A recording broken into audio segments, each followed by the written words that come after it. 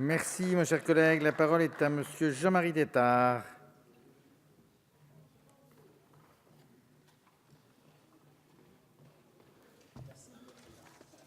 Monsieur le président, monsieur le ministre, monsieur le rapporteur, chers collègues, nous nous retrouvons pour la troisième fois, après que vous ayez décidé, cher rapporteur, de fermer la porte à toute discussion CMP, sur un texte qui, pourtant, au Sénat, avait rallié une partie de votre avis favorable et que nous aurions pu suivre sur une partie de son contenu.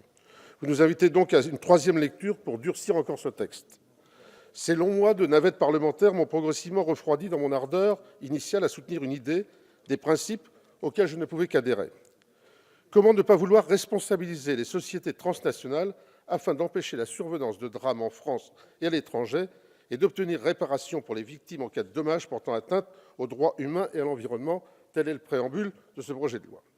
Les contacts que j'ai poursuivis pendant ces longs mois de navette successives m'ont persuadé que dans un contexte de grande concurrence internationale, la démarche proposée est inadaptée, pénalisante pour les entreprises françaises, pourtant parmi les plus vertueuses du monde, et mon collègue précédent vient de le dire, mais en même temps qu'il salue leurs vertus, eh bien, il en tire comme conséquence que nous pouvons leur mettre des contraintes supplémentaires.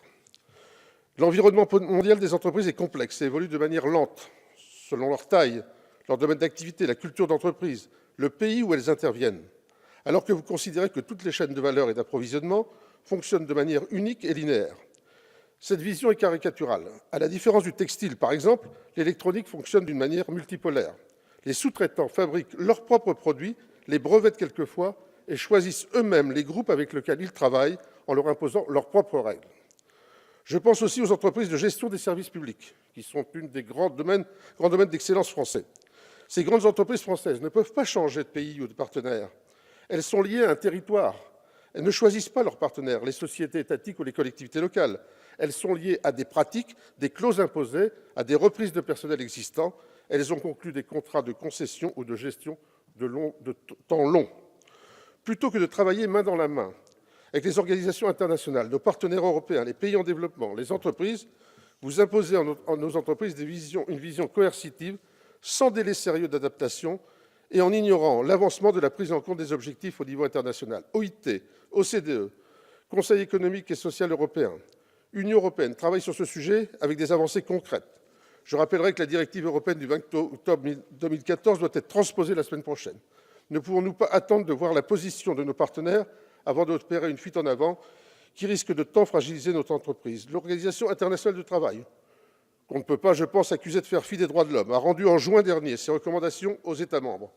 Elle constate que les chaînes d'approvisionnement mondiales sont complexes, diverses et fragmentées et en tient compte. Au lieu d'une vision coercitive, solitaire, figée dans un droit dur, elle préconise d'étudier les abus, dans quel pays ils se passent, dans quel secteur d'activité, et implore, je cite, « cohérence politique, collaboration, coordination à niveau global, régional, sectoriel et national ».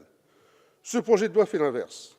Là où on recommande souplesse et travail collectif, vous ajoutez de la rigidité. Vous voulez avancer seul, convaincu que les résultats seront au rendez-vous par la simple menace de la sanction, ignorant aussi ses effets pervers. Parmi ces effets pervers, je voudrais signaler que l'avenir de l'armature économique des pays en développement dépend d'un réseau d'entreprises souvent réduites à la sous-traitance actuellement, mais capable de progresser, de passer progressivement d'une économie grise à un statut d'entreprise moderne, progressant vers une autonomie de création et de production, respectant progressivement les standards internationaux, y compris ceux relevant de la RSE.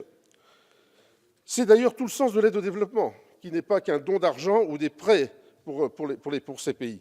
Il faut les aider dans cette progression de leur armature économique. Or, cette loi conduira nos entreprises multinationales, parmi les plus modernes et à ne retenir qu'un nombre réduit de fournisseurs dans ces pays, de sous-traitants pour se sécuriser elles-mêmes, parmi les plus modernes et les plus internationalisés de ces pays, qui leur garantiront le maximum de sécurité juridique. Les autres entreprises de ces pays resteront dans l'économie grise, sous-traitantes d'entreprises non vigilantes, au lieu d'être aidées progressivement de passer, dirons-nous, d'un logiciel 3.0 à 4.0.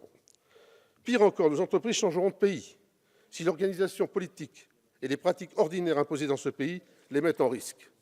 Sur notre territoire aussi, on constatera une contraction des fournisseurs et des sous-traitants pour ceux qui n'auront pas tous les moyens humains et financiers de vérifier qu'un composant importé aura échappé à leur vigilance. Les entreprises françaises, je le redis, reconnues par vous aussi comme vertueuses, sont menacées par votre projet de loi, risquent de quitter les pays avec lesquels elles ont pratiquement construit de relations commerciales constantes, laissant la place à des entreprises étrangères beaucoup moins vertueuses. Alors, chers collègues, vous voulez faire de nos entreprises les éclaireurs pénalisés d'une nouvelle pratique internationale au lieu de la négocier tout d'abord à un niveau multilatéral. Pourquoi ne pas plutôt accompagner nos entreprises à être encore plus vertueuses en s'inspirant des pratiques des pays scandinaves qui mettent en place des pôles d'accompagnement des entreprises? Pourquoi ne pas prendre le leadership de négociations internationales sur ce sujet? Ne pas appuyer le gouvernement des Pays-Bas qui souhaite avancer sur ce sujet lorsqu'il présidera bientôt l'Union européenne? Alors, cher monsieur le rapporteur, chers collègues, si je suis toujours aussi solidaire des politiques d'aide au développement, de solidarité internationale, si je suis toujours aussi solidaire de votre démarche dans ces objectifs, je ne peux pas davantage appuyer les méthodes que vous proposez pour les satisfaire. Merci.